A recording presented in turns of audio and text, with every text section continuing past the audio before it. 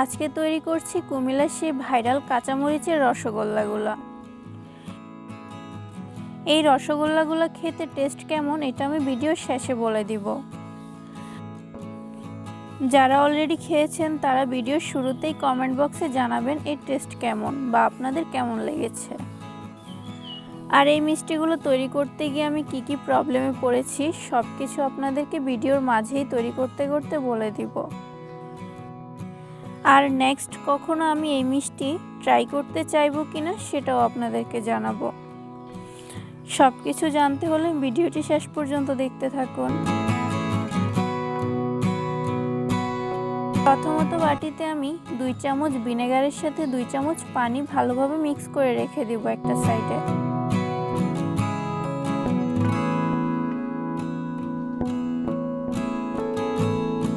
তারপর হাঁড়িতে নিয়ে নিচ্ছি লিকুইড 3 কাপ গরুর দুধ।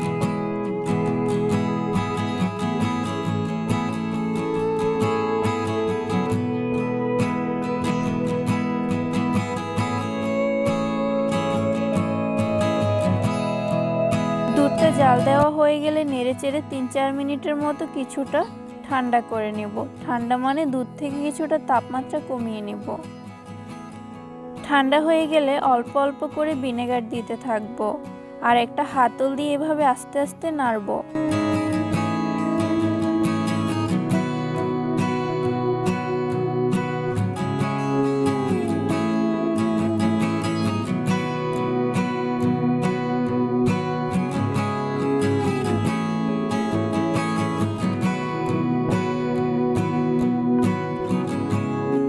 নাড়তে নাড়তে দেখবেন উপরের পানিটা সবুজ হয়ে এসেছে, তখন বুঝবেন ছানাটা রেডি হয়ে গেছে। এখন আমি ছানাটা ছেঁকে নিব। একটা পাতলা কাপড় বিছিয়ে পাতলা কাপড়ে ছেঁকে নিচ্ছি।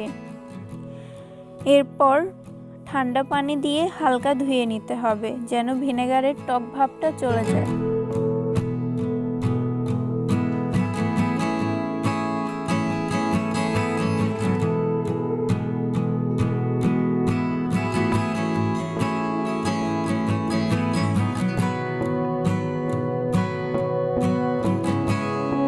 এরপর কাপড় পেঁচিয়ে এভাবে ঘুরিয়ে ঘুরিয়ে কিছুক্ষণ পানিটা একটু বের করে নিতে হবে।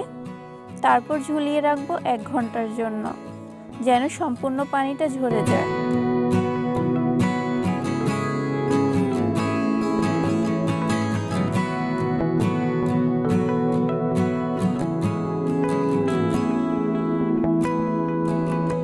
ফিরে আসলাম 1 ঘন্টা পর।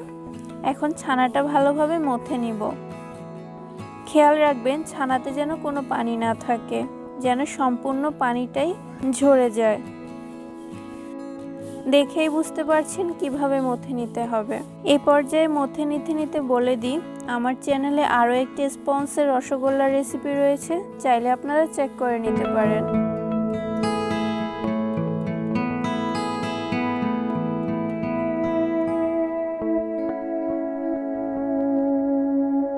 এখন আমি এখানে কিছুটা ফুড কালার ব্যবহার করছি, কিন্তু আপনাদেরকে বলে দিই এই ফুড কালার ব্যবহার করাটা আপনারা সম্পূর্ণভাবে স্কিপ করবেন। কিন্তু কেন এটা আপনাদেরকে আমি পরবর্তীতে বলে দিচ্ছি। আমার সমস্যাটা কিন্তু এই ফুড কালার থেকেই শুরু হয়েছে। ছানাটা রেডি করে নিয়ে আমি এখন শিরাটা আগে তৈরি করে রেখে দিব। প্যানে দিয়ে দিচ্ছি 1 কাপ চিনি এবং তার সাথে 5 কাপ পানি। চিনিটাকে ভালোভাবে গলিয়ে নিতে হবে। চিনি গলে গেলে দিয়ে দিব চিনির শিরাতে অল্প ফুড কালার। ফুড কালারটা আপনারা শিরাতে ব্যবহার করবেন কিন্তু ছানাতে একদম না। শিরাতে ব্যবহার করবেন কিন্তু ছানাতে একদম না। এখন আমরা মিষ্টিগুলো তৈরি করে নিব। দেখে বুঝতে পারছেন ছানাটা অনেক মসৃণ হয়েছে। এখন এভাবে হাতের তালুতে ঘুরিয়ে ঘুরিয়ে গোল গোল করে প্রতিটা মিষ্টি তৈরি করে নিব।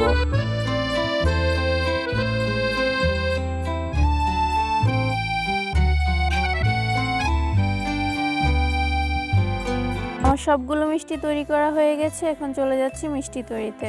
শিরা রেডি হয়ে গেছে। এখন দিয়ে দিচ্ছি 1টির মতো কাঁচামরিচ কুচি আর রেডি করে রাখা মিষ্টিগুলা। এখন ঢাকনা দিয়ে হাই হিটে রান্না করে নিব 5 মিনিট। মাঝে মাঝে 2 হাতল ধরে এভাবে নেড়েচেড়ে দিতে হবে।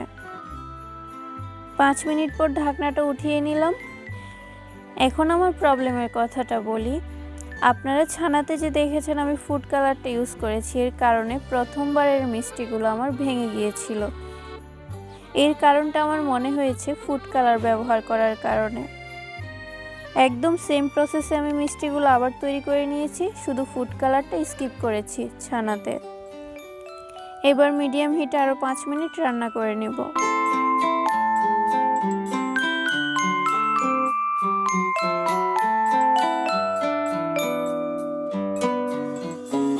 আমার রসগোল্লাগুলো রেডি হয়ে গেছে, ঠান্ডা হওয়ার পর ফিরে আসছি।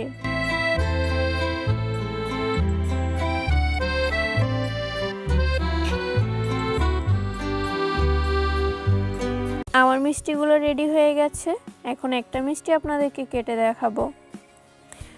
যদি বলি ওভারঅল আমার এই মিষ্টিটা কেমন লেগেছে, তাহলে আমি বলবো একদমই ভালো লাগেনি। শুধুমাত্র এক্সপেরিমেন্টের জন্য এই মিষ্টিটা ঠিক আছে, কিন্তু খাওয়ার জন্য না। আর হ্যাঁ, এটা আমি নেক্সট ট্রাই করতে চাইবো কিনা, আমার উত্তর না। এই ঝাল মিষ্টির বিশেষত্ব কি আমি ঠিক জানি না, কিন্তু যারা অরিজিনাল মিষ্টি ট্রাই করেছেন তারা অবশ্যই জানাবেন আমার মিষ্টি তৈরিতে কি ত্রুটি ছিল। এটাই ছিল আমার আজকের অভিজ্ঞতা। যারা ভিডিও শেষ পর্যন্ত দেখেছেন অনেক ধন্যবাদ। আশা করি আজকের ভিডিও ভালো লেগেছে। ভালো লাগলে সবার আগে আমার চ্যানেলটি সাবস্ক্রাইব করে দিবেন, তারপর আমার ভিডিওতে লাইক, কমেন্ট, শেয়ার করে দিবেন। আজকে বিদায় নিচ্ছি, আল্লাহ হাফেজ।